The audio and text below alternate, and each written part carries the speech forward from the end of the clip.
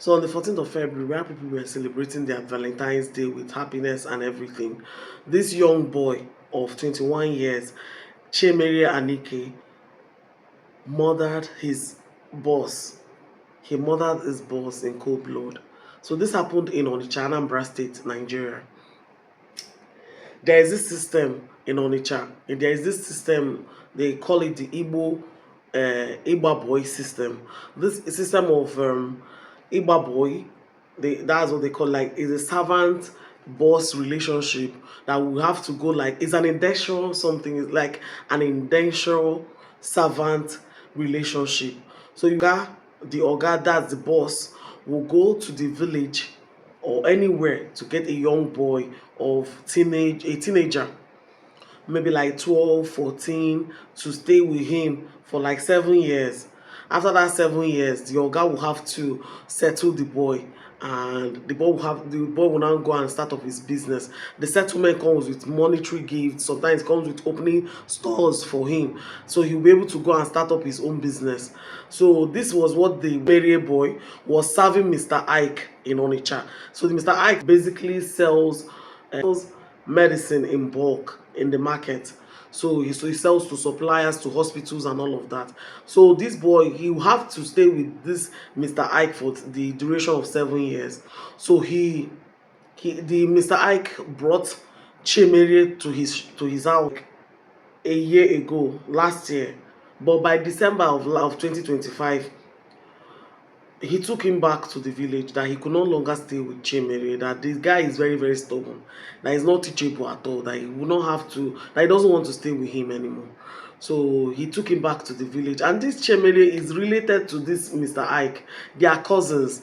So he took him back to the family and told them that he can no longer stay with him. And they were begging him that he should please take him back. Please take him back. And he took him back. Barely 2 months after he took him back, he murdered him. So welcome back to my channel. My name is Linda Kamara and you're on Crime Stories with Linda. If this is your first time of coming across this channel, please don't hesitate to drop your comments on the comment section, click on the notification bell, click on the subscribe button, and we'll be here every week to bring you different stories as they happen.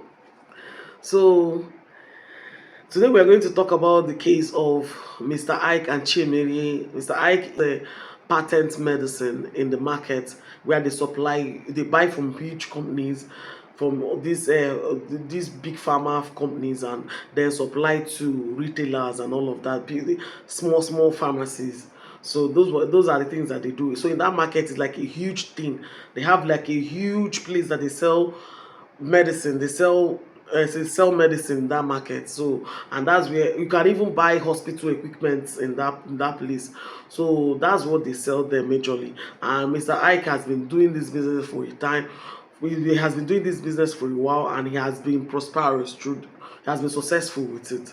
So normally the Igba boy system, I know that a lot of people have heard about it.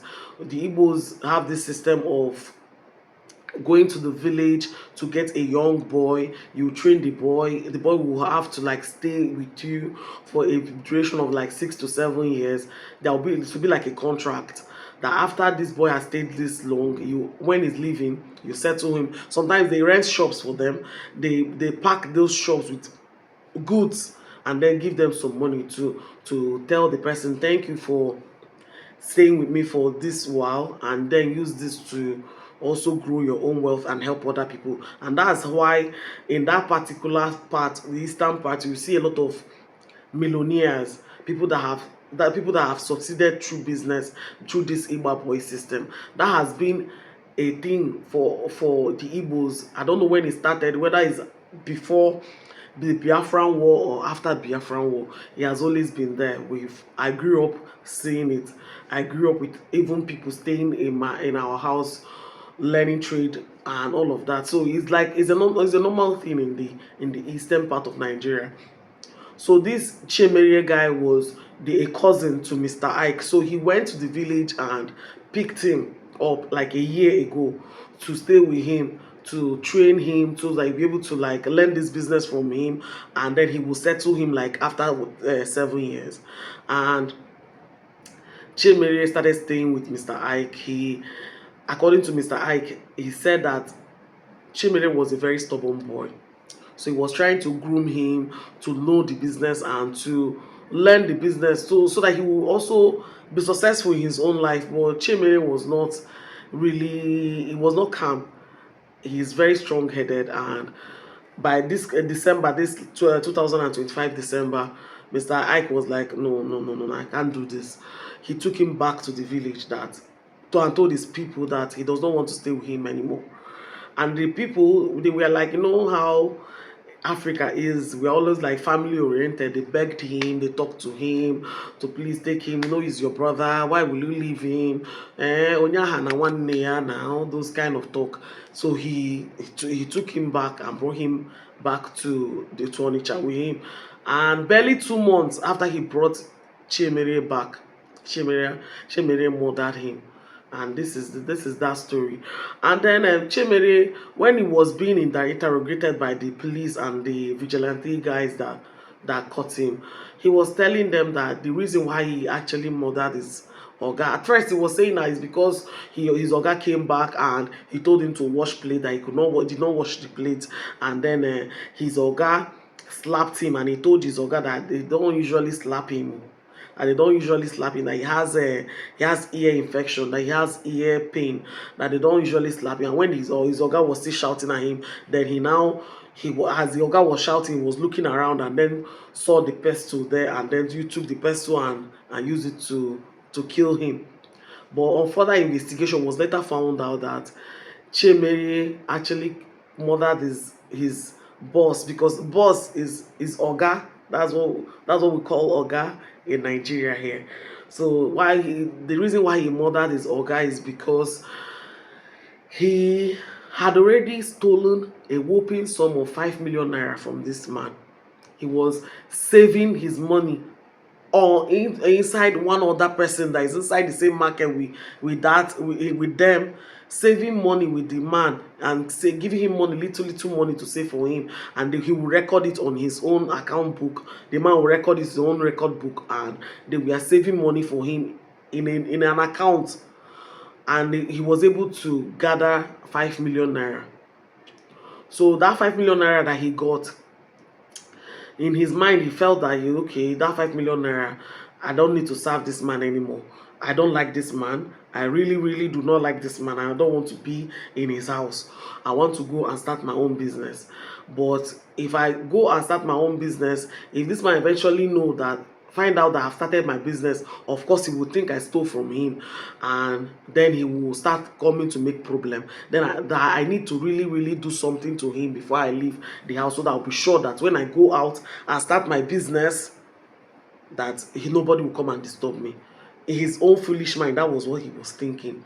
So he went back to the man that he was giving money to save for him, to collect the money. The man, the 5 million naira that he gave the man gave him 3 million.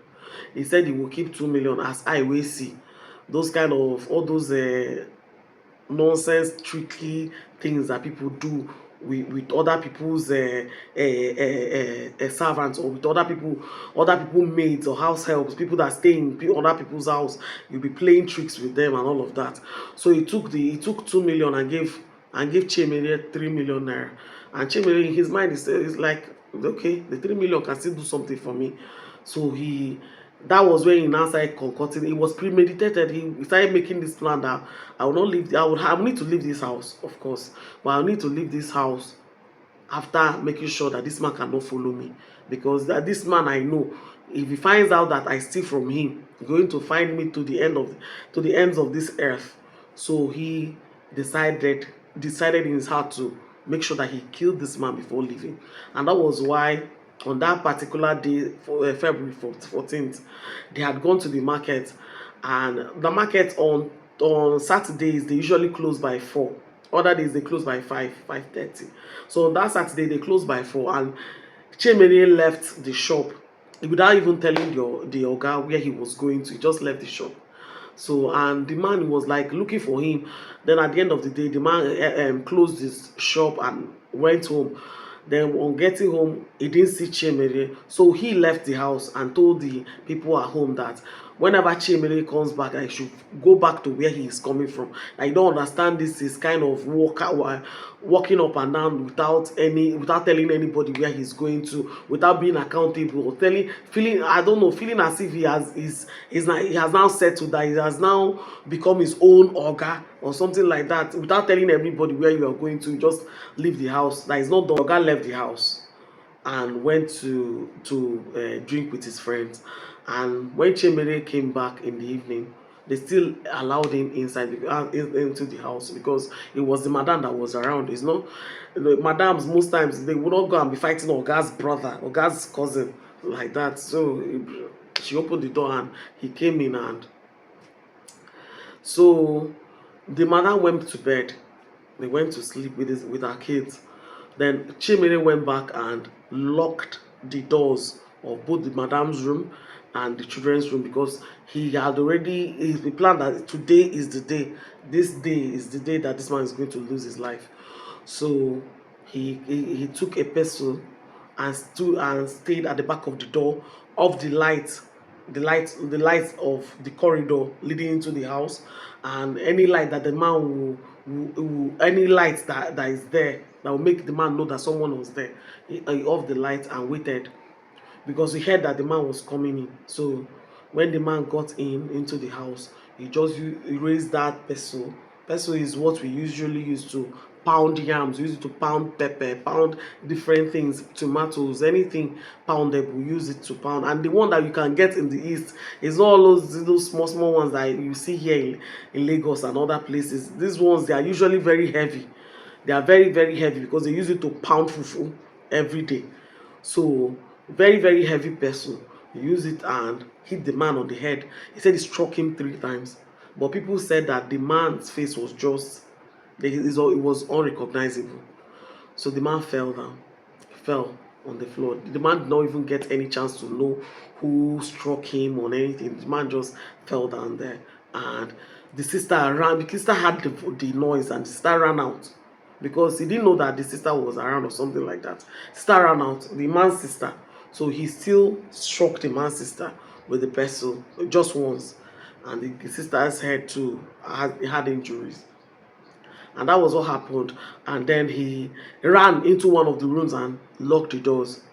So there was someone also coming in downstairs too. So when the person came in, hearing the noise and the commotion, the person ran up and then saw what happened. They started shouting and shouting, and then they took this Mr. Iyke, to the hospital. And on getting to the hospital, he was dead on arrival. Dead. So said he has given up the ghost. So they came back. They brought the police. It was the police that helped to break down the doors and brought out Chiemelie. And Chiemelie was taken to the hospital, to the police station, and that was where, during the interrogation, he first said this first story that I talked about. Then on further interrogation, he later confessed to everything. The other man that was saving money for him too was also arrested. So that was what happened with this case, and I hope. And he was saying, he just without any remorse, he was saying that that they should, that he even gave options of how he wants to be killed. That they should either hang him or kill him with the firing squad. That it doesn't matter. He knows that his family will never forgive him, and that Mr. Iyke's family will never forgive him. Mr. Iyke has a small family that is just starting life. His children are still small, are still young, with his young wife, and this is what they faced, because they wanted to help their cousin. They wanted to help their very, very, very, very stubborn cousin, and this is what they led to. So when your mind, the advice there is, when your mind is telling you about this person, and you have succeeded in taking that person out of your life, the person should just stay out of your life. Don't go back and bring the person back into your life and then face something very sinister like this. It doesn't end well. Once your mind tells you to disassociate yourself from this particular person, please do that, and don't go back on your words. Don't go back to go back to that person and all of that. Don't do that. Just disassociate yourself with that person and let it be done like that. So that's the story of the boy that killed his boss for nothing. For nothing. He killed him because he doesn't want him to chase him to collect the money, 3 million naira. 3 million naira is basically like $2,000. He was able to steal like 3,000 something dollars, and at the end of the day, lost his life. He killed his guy because of $2,000. So that is the story. So I hope you've learned something, and please subscribe. Try to subscribe, and don't forget to take care of yourself and stay safe and have a wonderful, wonderful day. Bye.